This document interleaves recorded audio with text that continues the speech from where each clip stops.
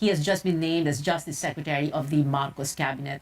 Good evening, Congressman Boying Remulla. Can we begin with this? So you're a re-elected. You want a fresh term as congressman. What's going to happen to your Yes. position?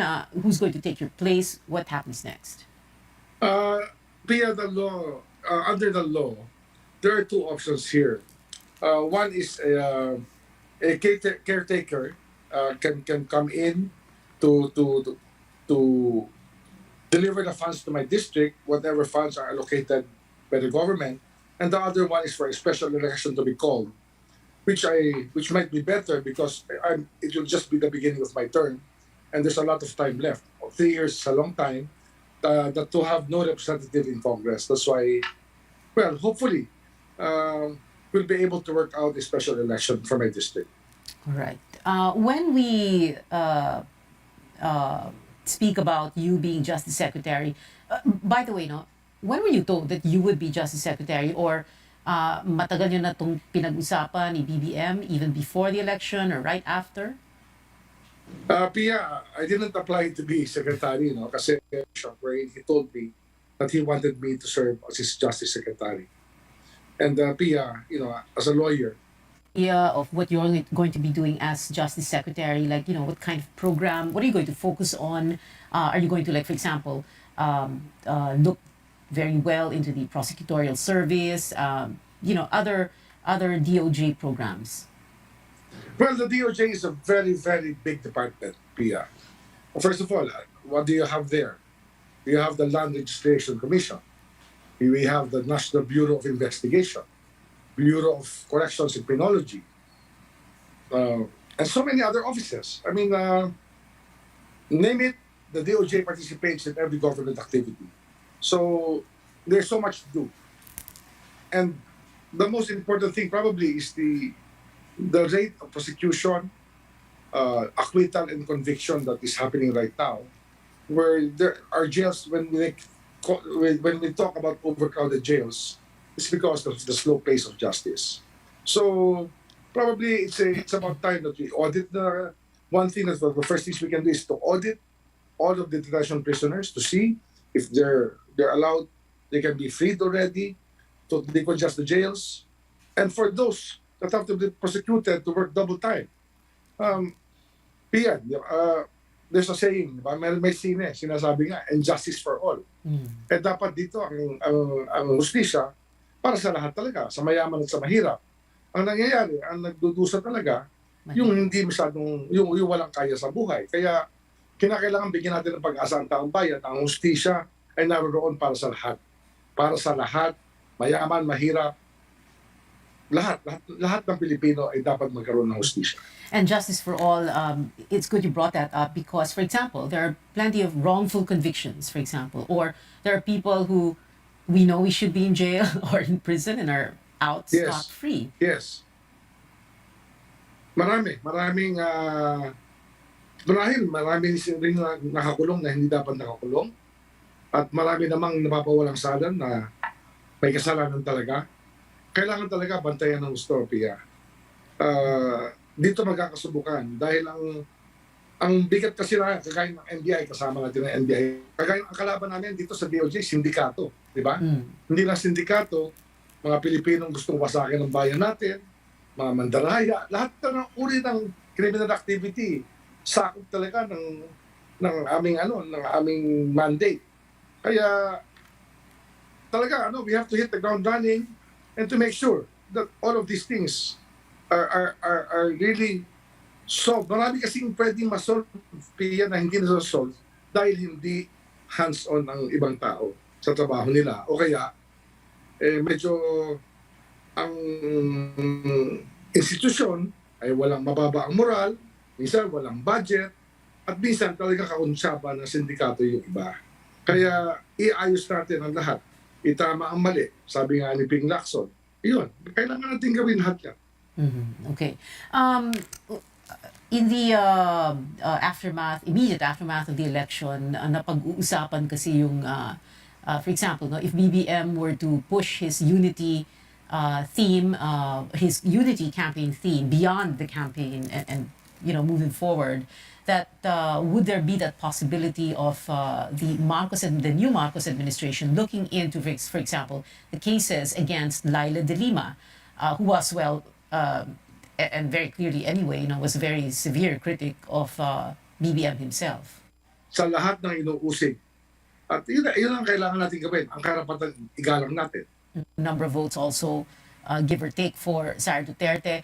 So, dire-diretso lang ito, hindi po ba? The canvassing, as a matter of fact, people are saying perhaps by Wednesday evening or earliest Thursday, we could have a proclamation already. Well, we hope that we can finish everything by that time. Ano kasi, Pia, it is our constitutional duty to do this. Safe, no? Kasi kasama ko sa Board of Canvassers, baka mamaya ito na naman meron na namang alingaw-ngaw. Ito, we're being transparent, Pia. Pero ito naman kasi, this was set up a long time ago under the leadership structure of the House, as it is under Speaker Velasco. Kasama talaga ako dyan sa listahan niya nung araw pa. But it's better that I disclose it prior to the canvassing para naman no one can say anything na.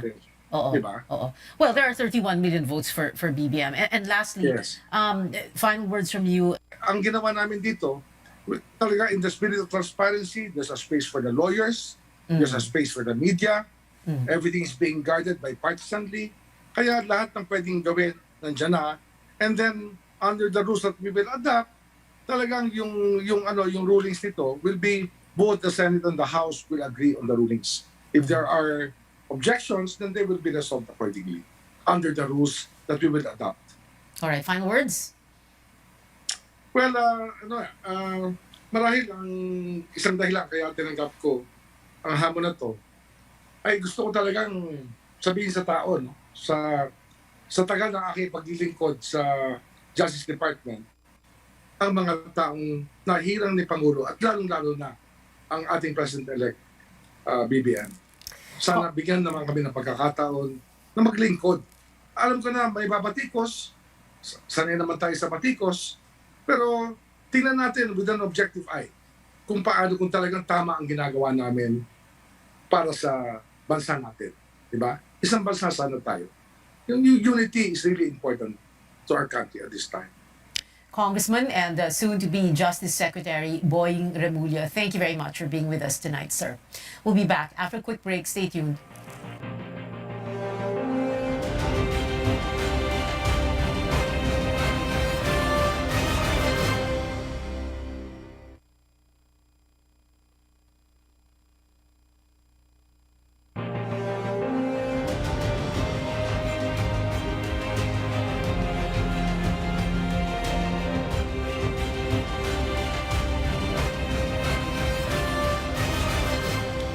Welcome back. This is Politics as Usual, expeditious, transparent, and credible. That is how House Speaker Lord Alan Velasco is describing what is expected to be the canvassing process for the 2022 presidential and vice presidential elections. Now, before we begin, here are the members of the House contingent to the Joint Canvassing Committee.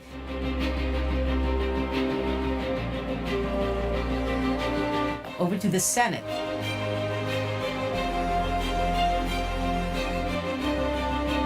Team that binds our lawmakers together. Senate Secretary Myra Marie, House Secretary General Mark Leandro Mendoza, and House Sergeant at Arms. It was Kanene's son, Coco's turn to be SP or Senate President.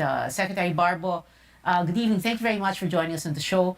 Although you were not Senate Secretary at the time of the canvassing for any of the national elections, whether it was 92, 98, 2004, 2010 or 2016, you did have that experience when it comes to congressional canvassing.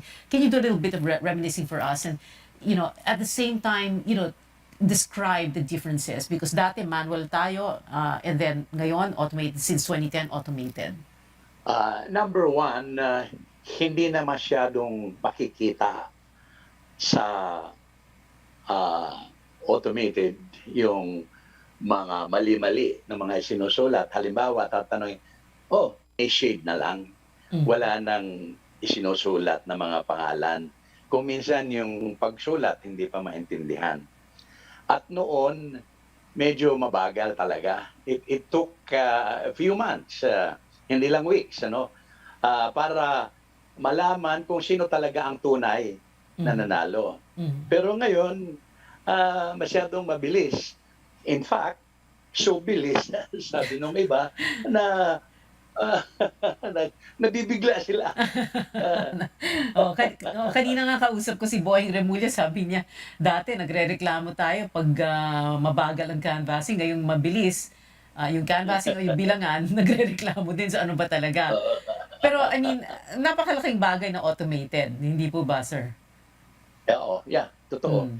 Totoo yan na siguro there can even be improvement of the automated, imbis na shading, kasi marami pang kwan dyan. Minsan hindi tinatanggap ng machine. Kung Mm. halimbawa, yung, alam mo, may mga matatanda na medyo gumagalaw-galaw na yung kamay, lumalabas na Mhm. sa circle na isi-shade. Mhm. At yun ay kino-consider ng machine na marked Mhm. balot at minsan hindi kina-count yan. Ah, siguro yung iba diyan, yung kagaya sa Europe at saka sa Amerika, pinipindot na lang, Mm. Mm. Mm. pindutan na lang. Parang ATM. Ah, ATM na lang. parang ATM, Oo, oo. oo. Ngayon, ang concern din naman diyan ng ibang tao, madali magkaroon ng corruption, especially yung mga naboto, nabili na boto, yung Aha. both votes, Aha. yung nabili na boto, both votes. And then you can never erase suspicions. Some of the suspicions are reasonable and Mm. some are totally baseless. Mm. Mm. Uh, but perhaps the prime consideration is the counting and of course the vote honest, safe, Mm. and was it an exercise of sovereignty, Mm. not a prostituted vote as a result of bribe money, yung mga ganon. Mm. Mm. Okay. Well, yeah. Yeah. Yeah, Secretary. So, when we say congressional canvassing, of course, hindi ang balota ang tinitingnan ng Senate and House in joint Congress ng National Board of Canvassers, but yung mga certificates of canvass, and yun yung ini-inspect, and yun yung nagiging basis ng congressional canvassing, no? W- when we think about that, what should people expect in the next few days? Pia, I think people should expect to find monotony in that because alam na nila kung sino ang nanalo. Tawag yan. Well, The COMELEC canvassers, yung Senate at saka House, ang magpro-proclaim ng winning yes. presidential at saka vice presidential So, candidate. Kaya Secretary, monotonous yan. Secretary Barbara, we're just going to have to take a very quick break. More when we return. This is Politics as Usual.